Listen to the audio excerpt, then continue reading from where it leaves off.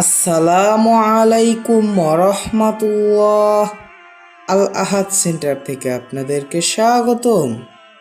গত পর্বে আমরা সূরা আল ইমরানের ৬৬ থেকে ৭০ নং আয়াতের বাংলা অনুবাদ ধারাবাহিকভাবে আপনাদের সামনে উপস্থাপন করেছিলাম।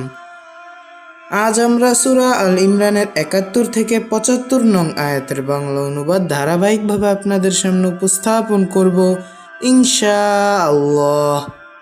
আল্লাহ পাক রব্বুল আলামিন একমাত্র সত্যদাতা। তিনি সর্বসময় সত্য বলেন এবং সত্যকে সব সময় মিথ্যার ওপর জয়ী করে থাকেন। তাই মুমিন বান্দাদের অবশিষ্ট একটি গুণ থাকতে হবে যে তারা কখনও সত্যর সাথে মিথ্যার মিশ্রিত করবে না এবং সাথে সাথে আমানতেরও খেয়ানত করবে না। এখন এক্ষেত্রে বর্তমান সমাজে বেশিরভাগই দেখা যাচ্ছে যে কথা দিয়ে কথা না রাখা এবং কারো কোনো গচ্ছিত সম্পদ কারো কাছে আমানত রাখলে তা যথাসময়ে ফেরত না দেয়া, আর এগুলো হচ্ছে সম্পূর্ণ মুনাফিকের লক্ষণ। তাই আসুন আমরা যেন এই ভয়াবহ পাপটি থেকে নিজেকে আত্মরক্ষার জন্য একমাত্র কোরআন থেকে উপদেশ গ্রহণ করি এবং আল্লাহর কাছে সাহায্য প্রার্থনা করি। আল্লাহ চাইলে আমাদেরকে সাহায্য করতে পারেন। আউযু বিল্লাহি মিনাশ শাইতানির রাজিম। বিসমিল্লাহির রহমানির রহিম।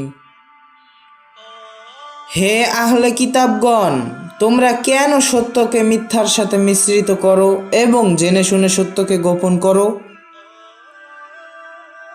কিতাবীদের একদল বলে, মুমিনদের প্রতি যা অবতীর্ণ হয়েছে তোমরা দিনের শুরুতে তার উপরে ঈমান আনো এবং দিনের শেষে উহা অস্বীকার করো, তাহলেই তারা সম্ভবত দিন থেকে ফিরে যাবে। তোমরা কারো প্রতি ঈমান আনবে না তাদের ছাড়া যারা তোমাদের দ্বীনের আনুগত্য করে। আপনি বলুন, নিশ্চয়ই পথনির্দেশ হচ্ছে আল্লাহর পথনির্দেশ, বা নিশ্চয়ই হেদায়েত হচ্ছে আল্লাহর হেদায়েত। তিনি দিতে পারেন কাউকে অনুরূপ যা তোমাদেরকে দেয়া হয়েছিল, অথবা তোমাদের বিরুদ্ধে তোমাদের রবের কাছে যুক্তি উপস্থাপন করবে।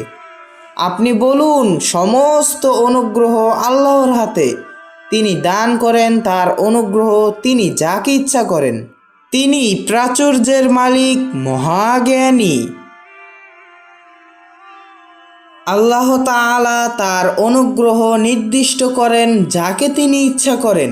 আল্লাহ তাআলা বড় অনুগ্রহের অধিকারী। কিতাবীদের মধ্যে এমন লোক আছে যাদের কাছে তোমরা এক কিন্তার পরিমাণ আমানত রাখলেও সে তোমাকে তা ফেরত দিবে, এবং তাদের মধ্যে এমনও আছে যার কাছে একটি স্বর্ণ মুদ্রা আমানত রাখলেও তা তোমাকে ফেরত দিবে না, বরং যতক্ষণ তুমি তার সামনে দাঁড়ানো অবস্থায় থাকো। এটি এজন্য যে তারা বলে, উম্মীদের ব্যাপারে আমাদের ওপরে কোনো বিধান নেই। তারা জেনে শুনে আল্লাহর ওপরে মিথ্যা বলে।